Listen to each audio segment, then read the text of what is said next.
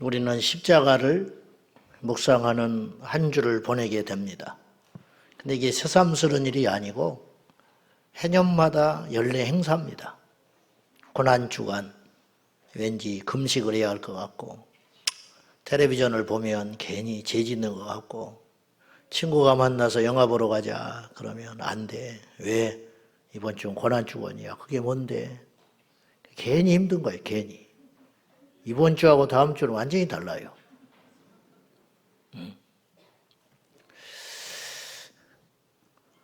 우리가 정말 십자가를 아는가?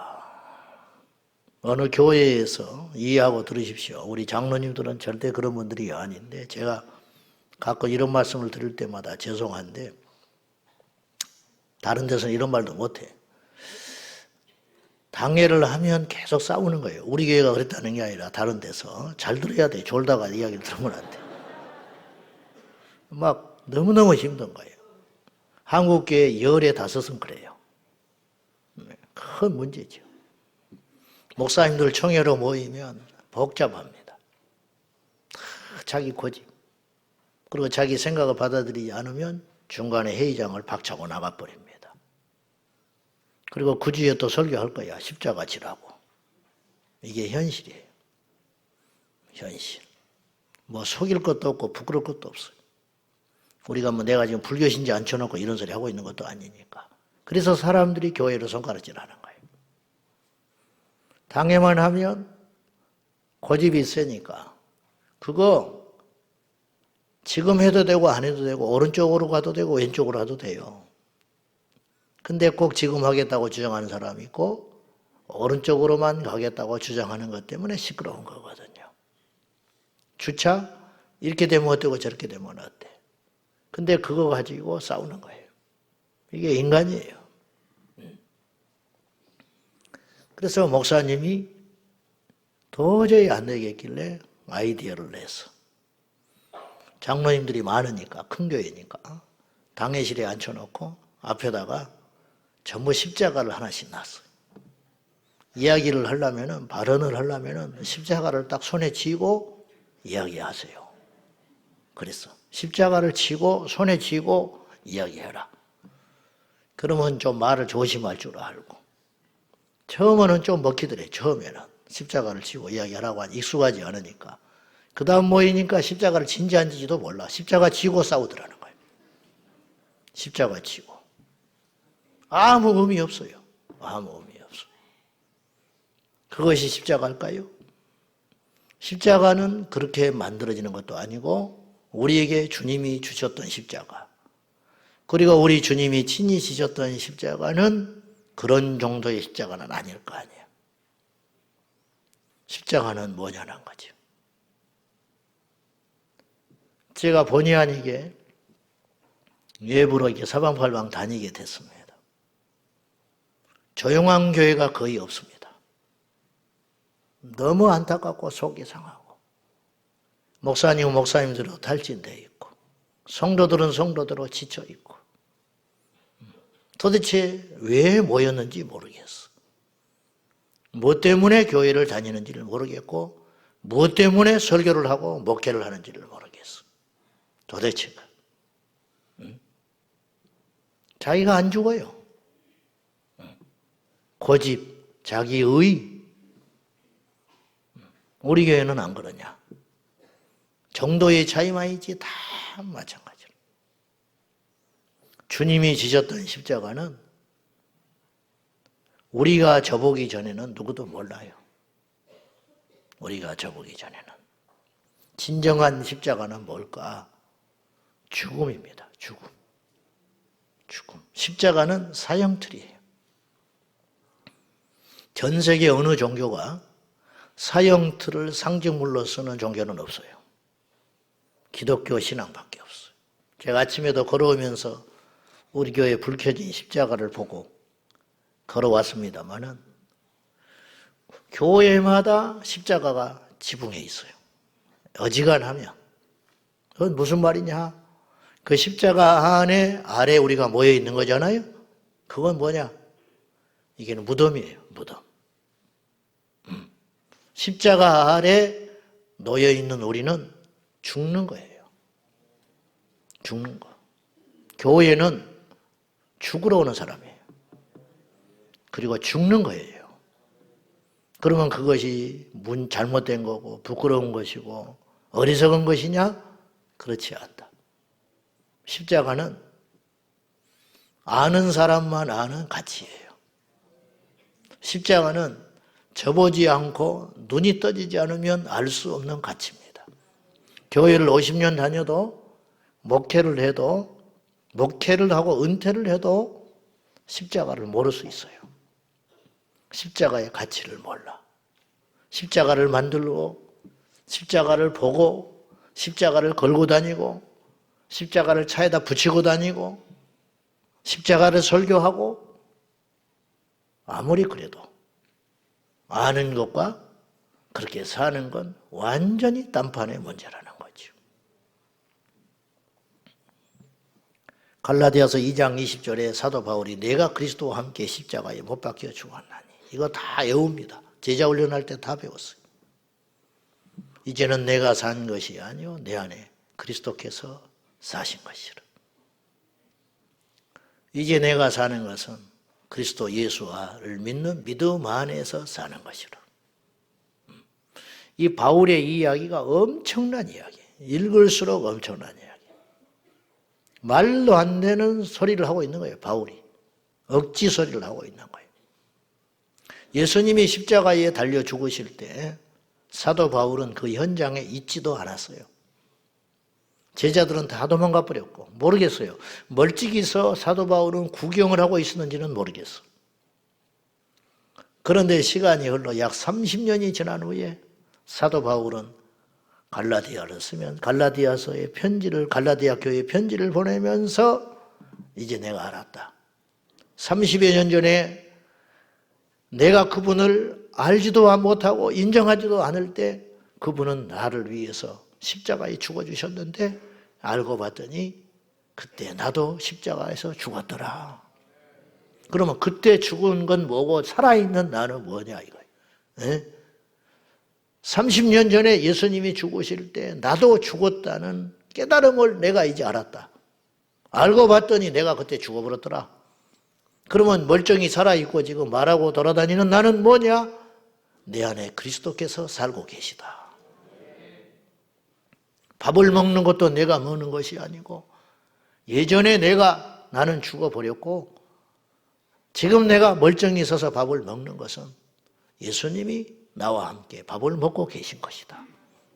내가 어디를 가는 것은 내가 가는 것이 아니더라. 이미 나는 죽었다. 30여 년 전에. 그럼 내가 왜 가냐? 내가 가는 걸음이 아니고 예수님이 가는 것이다.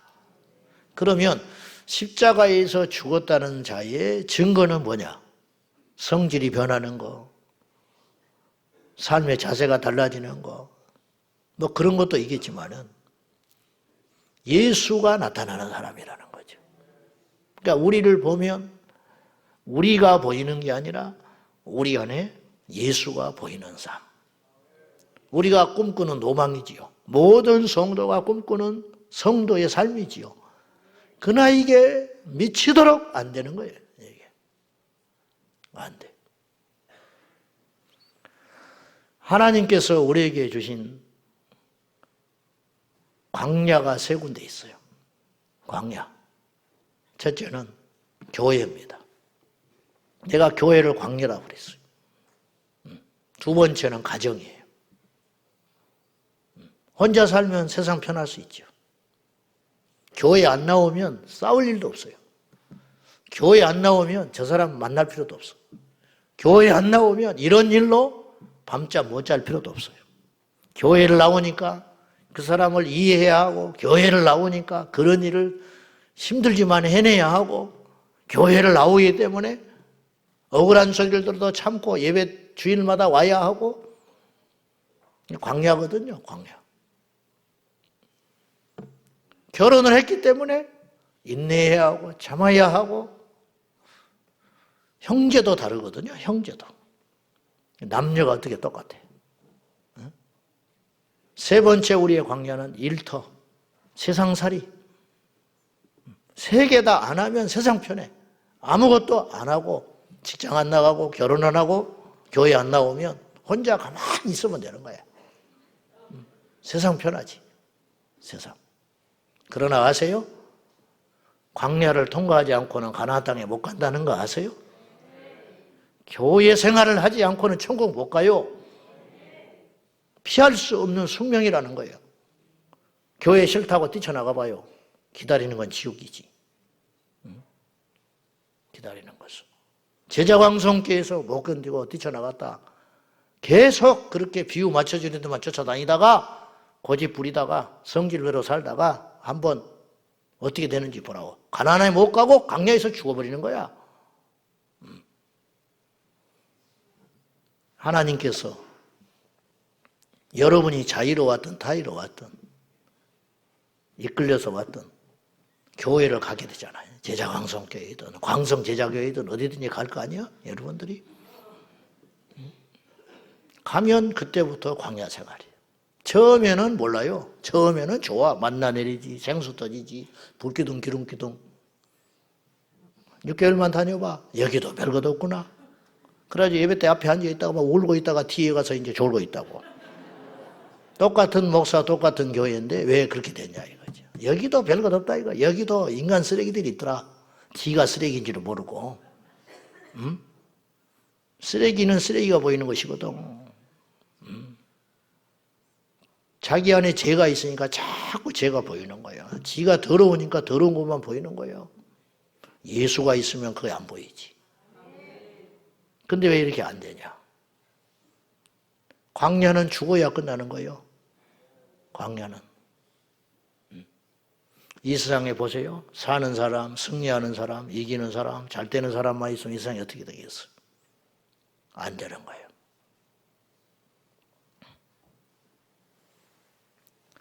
영생을 얻고자 방문한 니고데모에게 예수님은 이렇게 말하셨어요. 물과 성령으로 거듭나지 않으면 하나님 나라 못 간다. 이때 이제 거듭난다는 말을 하셨거든. 영겁 후 2번 태어나야 된다. 그런 뜻이에요. 못 알아들어요. 못 알아들어. 그 말이 무슨 말인지 우리도 잘 몰라. 거듭나야 한다. 거듭나면 천국 간다는 말은 들어봤지만 알고는 있는데 거듭난다는 말을 진정으로 잘 몰라. 소화를 못 해내는 거예요. 영겁 후 2번 태어난단 말이잖아요. 그러면 내가 지금 1번 태어난 건 뭐야? 1번 태어난 내가 다시 1번 태어나기 위해서 필수적으로 거쳐야 할 과정이 있어요. 뭔지 알아요? 죽어야 돼요.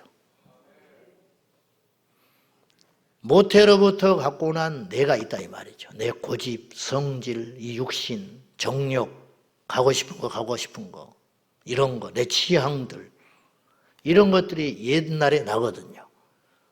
이것이 2000년 전에 주님이 십자가에 죽으실 때 죽었어야 한다. 죽어야만 다시 태어난다.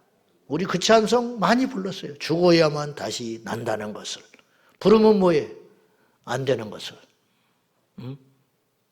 다시 말하지만은 거듭난다는 것은 영겁후 2번 태어난다는 말인데 영겁후 2번 태어나기 위해서는 반드시 죽어야 한다. 니고데모에게 예수님이 뭘 요구하는지 아세요? 네 죽어라. 그럼 니고데모가 죽어야 할 건 뭐냐? 네 바리새인 내려놔. 산에 들인 공회원 내려놔. 그래야 너 하나님 나라 가는 거예요. 율법을 충실히 지키면 되는 줄 알았어. 우리가 지금 니고데모와 같은 생각을 똑같이 하고 있어요. 성경을 많이 하면 천국 가는 줄, 기도를 많이 하면 천국 가는 줄 알아. 교회를 열심히 다니면 천국 가는 줄 알아. 성경 공부하면 천국 가는 줄 알아. 니고데모 같은 생각을 한단 말이에요. 그러나 그것은 천국 가는 조건이 못 되는 것이고 천국 가기 위해서는 십자가를 반드시 통과해야 된다. 그래서 주님 말하시기를 회개하라. 천국이 가까이 왔느니라. 회개, 죄를 버리고 너의 성질을 죽이고 너의 기질을 버리고 네가 하고 싶은 거 다 하고 가고 싶은 거 다 가고 먹고 싶은 거 다 먹고 말하고 싶은 대로 다 말하고 이기고 싶은 사람 이겨내고 그것이 제된 삶이라는 거예요. 그 삶이 십자가에서 청산되지 아니하면 결코 하나님 나라에 갈 수 없느니라. 기도원에 가면 얼마나 많이 싸우는지 알아요? 기도원에 가면 시장에서 싸우는 게 아니야. 기도원에 가서 싸워. 왜? 주차 때문에. 왜? 줄 서는 새치기 하는 사람 때문에. 자리 잡아놓은 사람 때문에. 기도원에서 은혜 받겠다고 하는 사람들이 방방 뛰면서 찬송하는데 찬송 끝나면 식당에 가서 빨리 밥 먹기 위해서 줄 서느라고 정신없이 뛰쳐나가요. 다른 사람 해치고 막 무례하게 하면서 그리고 싸움해요. 그리고 끝나면 기도원 버스 타기 위해서 1번으로 타기 위해서 밥을 얼른 쳐먹고 쫓아가서 그렇게 30년을 기도원 다녀봐라. 천국 못 가.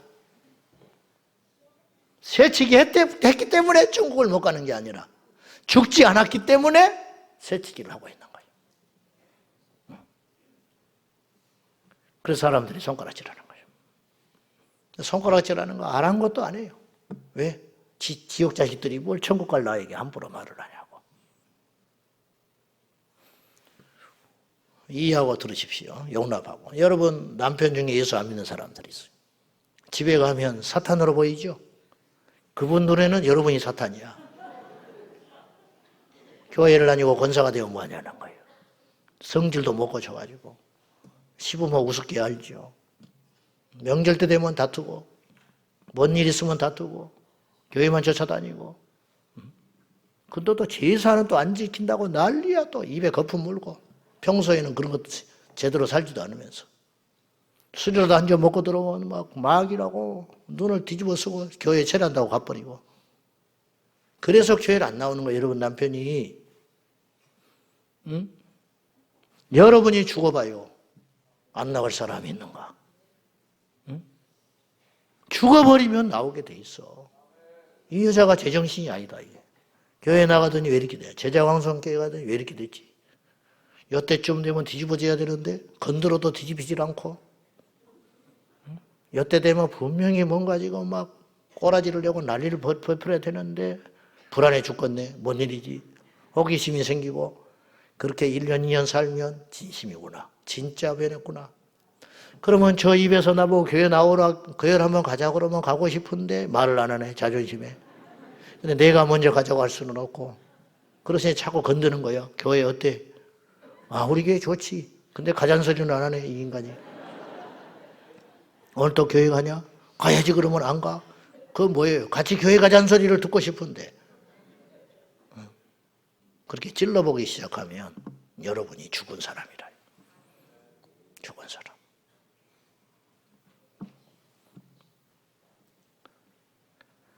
오늘 본문은 주님의 십자가를 얼떨결에 진 인간적으로는 아주 재수없는 이를 만난 한 산의 이야기. 강단에서 재수없다는 소리를 하는 거 이해하십시오.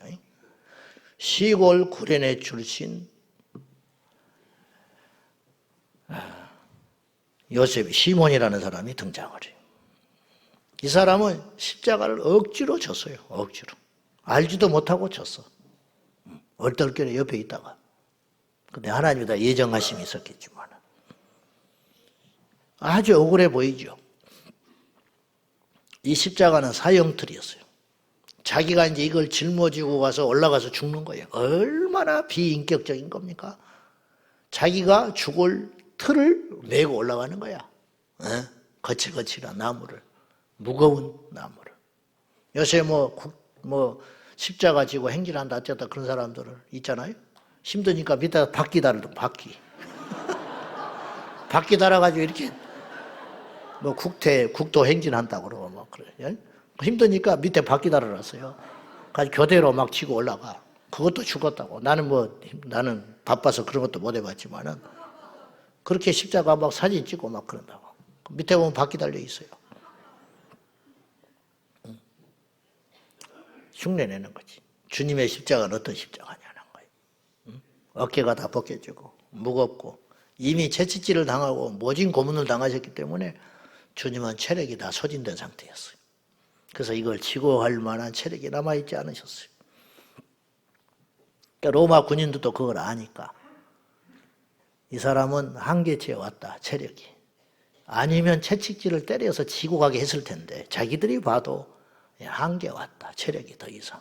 이건 누군가 지고 가야 하고 자기들은 질 수는 없고 힘드니까. 그래서 너 이리 와. 해치기 한 거죠. 뭐 힘이 있어? 나라는 없고. 그러니까 시몬이 입이 이만큼 나와가지고 십자가 지고 끙끙대면서 올라가는 거지. 그때는 몰랐어.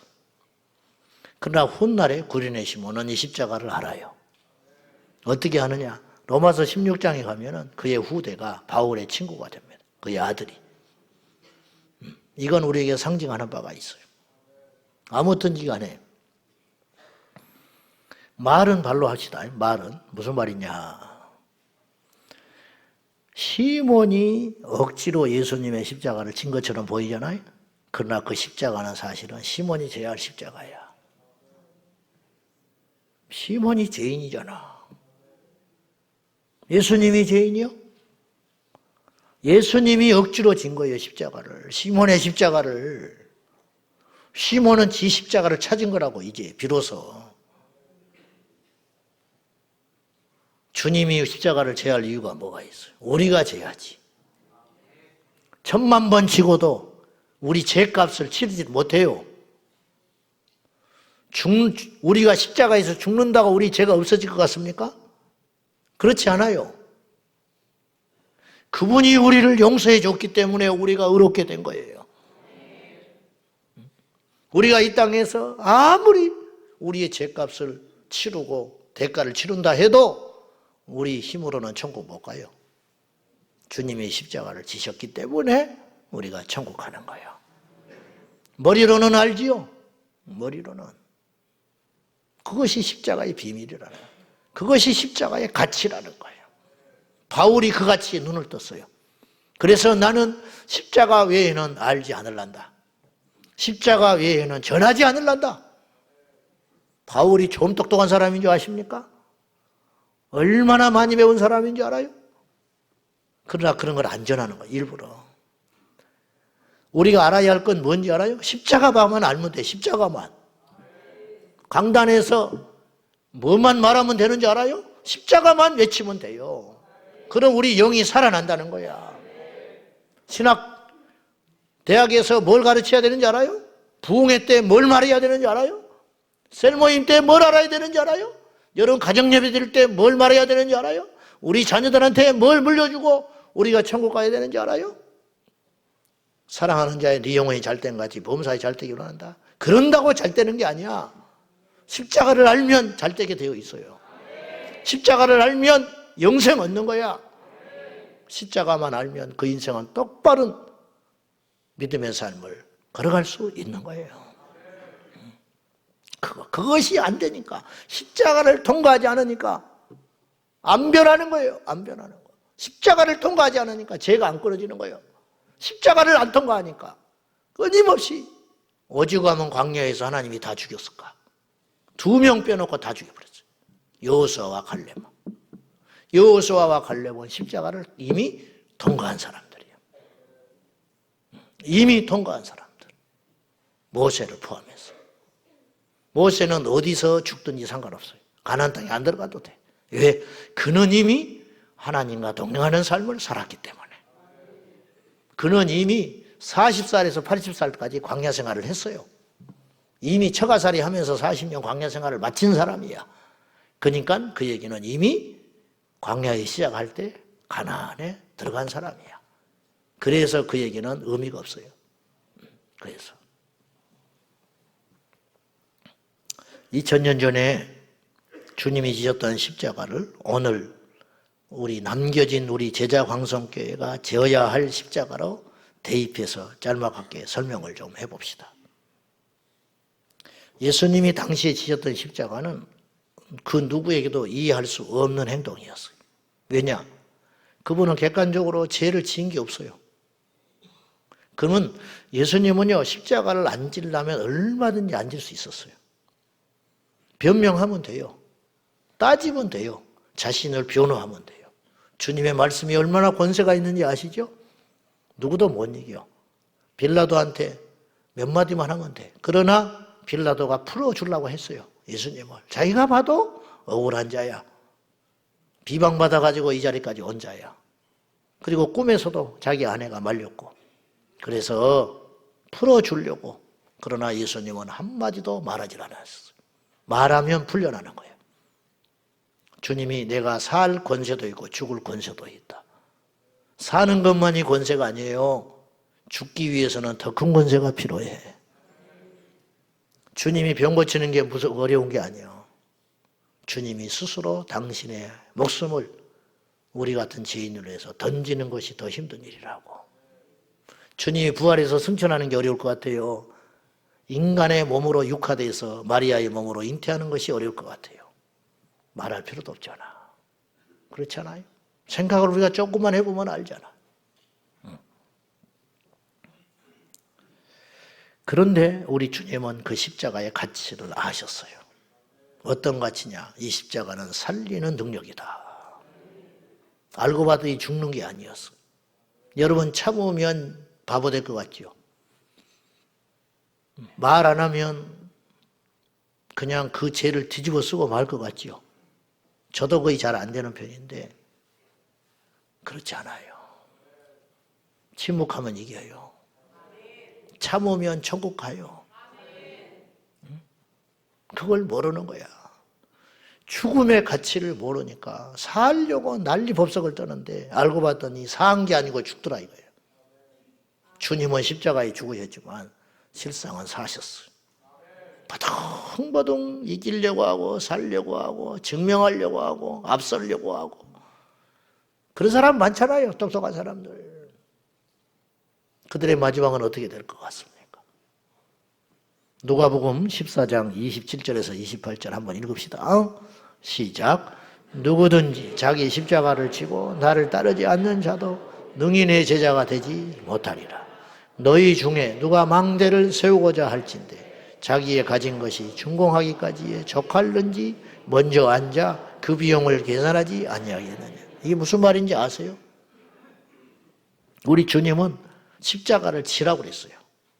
한번 물어봅시다. 그 십자가를 지는 것이 죽음이라면 주님이 지라 했겠어요? 그걸 지면 지옥 간다면 주님이 지라 했겠어요? 그 십자가를 지는 삶이 망하는 삶이라면 주님이 지라고 했겠냐고요. 육신의 부모도 강도도 지 새끼한테는 나쁜 것을 주지 않는데요. 하물며 우리 주님께서 우리에게 해로우면 지라고 하셨겠냐고. 누구든지 십자가를 지라. 그래야 내 제자가 된다. 제자 훈련하는 게 제자 되는 게 아니에요. 직분 받는 게 제자 되는 게 아니에요. 신학을 하는 게 제자가 되는 게 아니에요. 저를 포함해서 우리 모두가 십자가를 져야 제자 되는 거예요. 십자가 없이는 제자 못 돼요. 그러니까 제자 훈련하고도 나도 싸우지요. 제자 훈련하고. 훈련 코스 맞췄다고 제자 되는 게 아니라고. 누구든지 자기 십자가를 지고 나를 따를 것이니라. 그리하면 내 제자가 되리라. 우리는 이 정도는 알잖아요. 주님의 제자 되는 것이 가치 있고 귀하다는 거. 그 우리 소원 아니요. 예수님 제자 되겠다. 오죽하면 제자광성교회라고 한이 맺혀서 이름을 제자광성교회라고 졌거든요. 정말이에요. 19년 전에 교회를 개척할 때 무리를 만들지 말고 제자 만들자. 그러면 나는 지금 무리가 아닌 제자를 내가 됐고 제자를 만들고 있냐. 다행히 은퇴할 때까지 시간이 좀 남아있지만 그때까지도 우리 제자광성교회가 제자교회가 못 된다면 나는 목회 실패한 사람이에요. 어떤 목사님이 몇천 명을 목회해 놓고 은퇴할 날이 다가와가지고 교회에서 안식년을 줘서 기도원에 가서 앉아있는데 통곡을 하고 울었대. 왜? 내 목회는 실패했다. 다른 사람이 볼 때는 다 성공한 목사라고 소위 교회 건축했지, 많이 모였지, 존경받았지. 근데 가서 자기 실체를 내다보니까 자기 성도들 중에 제자가 없더래. 자기 은퇴하고 나면 교회가 큰일 나겠더래. 그래서 통곡하고 울었어요. 그러나 그에게는 주어진 시간이 없었어요. 주어진 시간이 없어요. 자기는 힘과 땀을 다 쏟아냈지만은 제자가 아니라 무리를 만들고 말았다. 그 이유가 뭐냐? 십자가. 십자가가 빠지지 않은 제자가 될 수 없다. 주님이 말씀했잖아요. 십자가를 지면 내 제자가 되리라. 능히 내 제자가 되거든 십자가를 져라. 그래 놓고 주님이 느닷없는 말씀을 하셨어요. 죄송하지만 망대 이야기를 갑자기 꺼내는 거예요. 망대. 그리고 전쟁의 이야기도 꺼냈어요. 무슨 말이냐? 망대를 지으려면은 먼저 이 내가 가진 돈으로 이걸 지을 수 있는지 다 계산할 거 아니냐? 돈도 없이 망대 짓자고 덤벼들었다가 완공도 못하면 지나가는 사람마다 저거 뭐 하는 거야? 누가 저러다 말았대? 바보 전치네.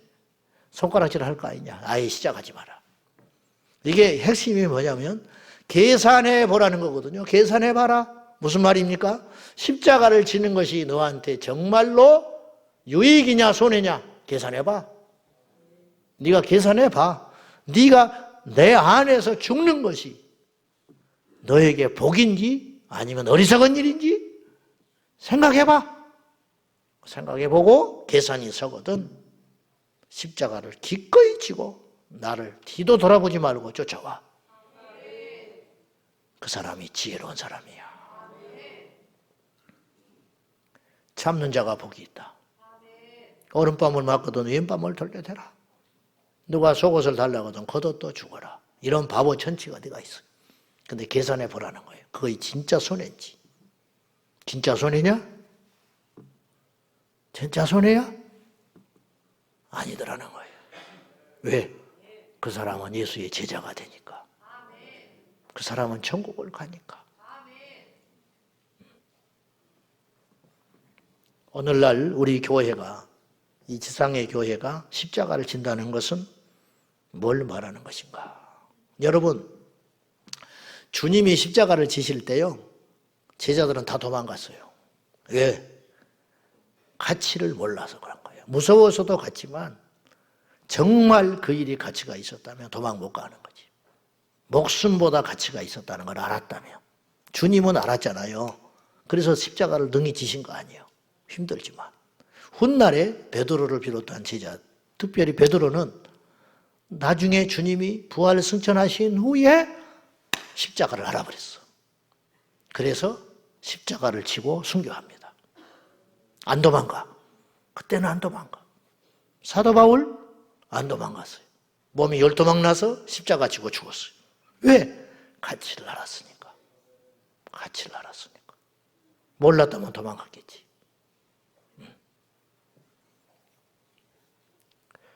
결국은 아는 사람만 그렇게 살아가요. 경부고속도로 논다고 할 때 옛날에 난리 났어요. 못 놓게. 첫째, 돈이 없다. 외국에 돈 빌려다가 무슨 이 난리를 하냐. 지금도 똑같아요. 경부고속도로 논다고 할 때, 박정희 대통령이 논다고 할 때 전국에서 데모하고 난리 났다니까. 나라 망하게 한다고. 두 번째, 국토 균형 발전을 막는다. 경상도만 살라고 하는 거 아니냐? 유명한 정치인이 반대해서 목숨 걸고. 근데 밀어붙여서 경부고속도로를 놨어요. 지금은 아무 소리 안 해. 그때 안 놨으면 어떻게 됐을까? 우리나라 몇십 년 퇴보하는 거예요. 왜 그러면 그렇게 경부고속도로를 고집스럽게 놓으려고 했을까? 욕을 먹어가면서 가치가 눈에 떠진 거야. 이거 놔야 된다. 놔야 부산항에 하역이 들어올 때 서울까지 올라온다. 그걸 안 거예요. 그걸 안 거예요.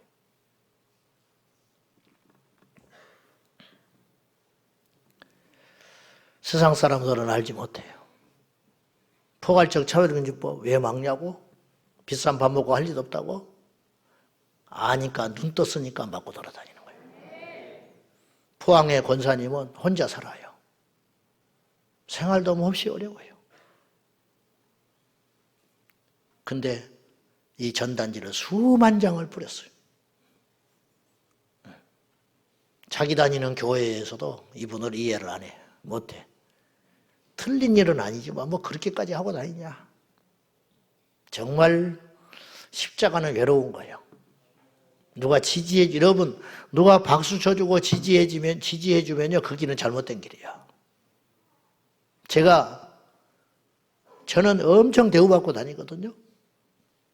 이런 말 해도 되는지 모르겠는데, 포괄적 차별금지법 막는다고 막 그 무리들에 가면, 뭐 대단한 일을 하는 것처럼. 내가 그때마다 무슨 생각이 드는지 알아요? 내가 이거 잘못된 거 아니야? 십자가는 이게 아닌데? 가면 사람들이 알아봐요? 어떤 인간은 사진 찍자고 그래? 사인해 주라는 인간도 있어?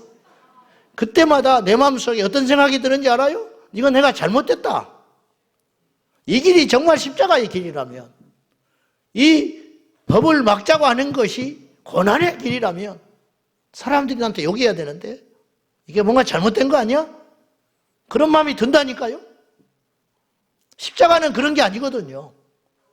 외로운 길이고 힘든 길이고 이해받지 않는 길이고 욕먹는 길이고 급기야 죽어야만 하는 길인데 왜 나는 사람들이 환영을 해주고 기다려주고 청하고 뭔가 잘못됐다. 이해됩니까? 무슨 말인지? 어쩔 수 없지요. 구조상. 그러나 내 마음은 그래요. 저는 들뜨지 않아요. 하나도 좋지 않아요. 저는 저예요. 저는 개척교회 목사예요. 19년 전에 개척했던 그 교회 목사예요.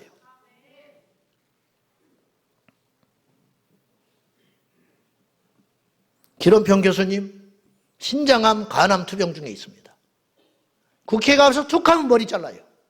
학생 인권조례 막자. 지금은 모르지요.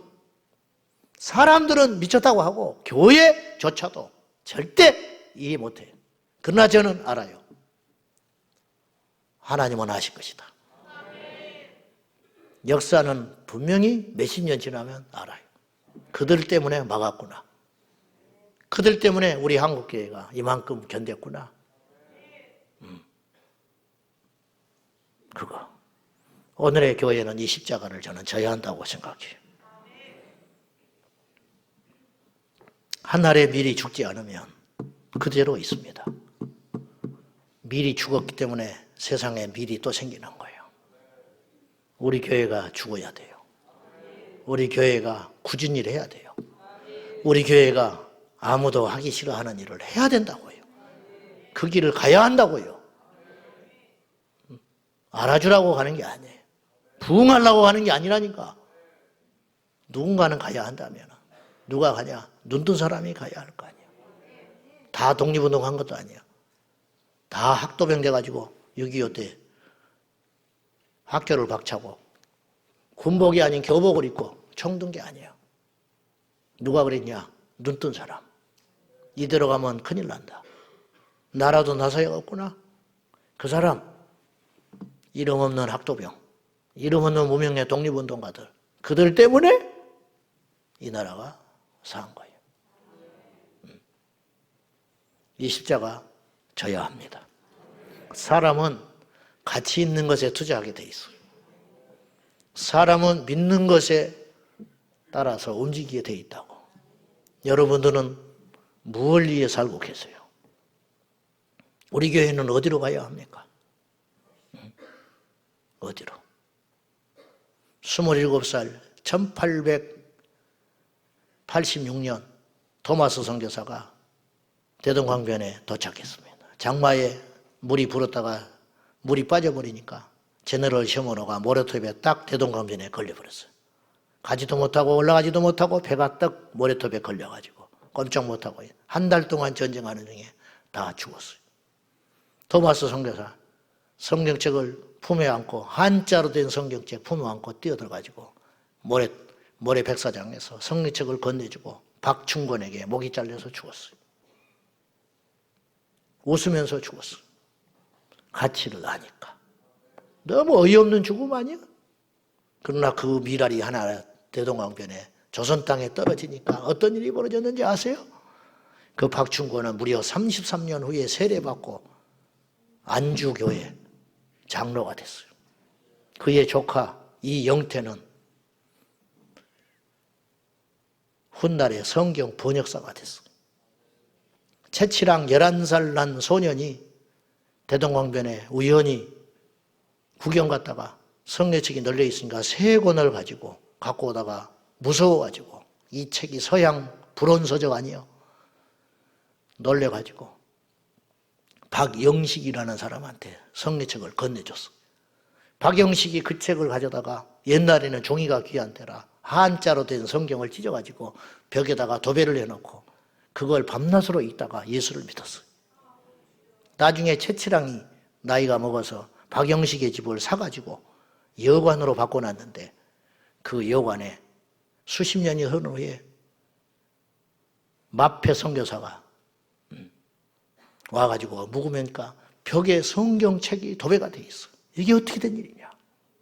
나중에 그 여관이 장대영 교회가 돼가지고 1907년 대부흥의 발화점이 됐다. 그 말이에요. 수십 년이 흐른 후에 꽃섬에다가 토마스 선교사의 묘를 안치하고 2,000명이 넘는 성도들이 모여서 토마스 선교사의 순교를 기리면서 자기들이 알지도 못할 때 와서 죽어줬던 그 선교사님을 기렸어. 그분 때문에 우리가 여기 있는 거야.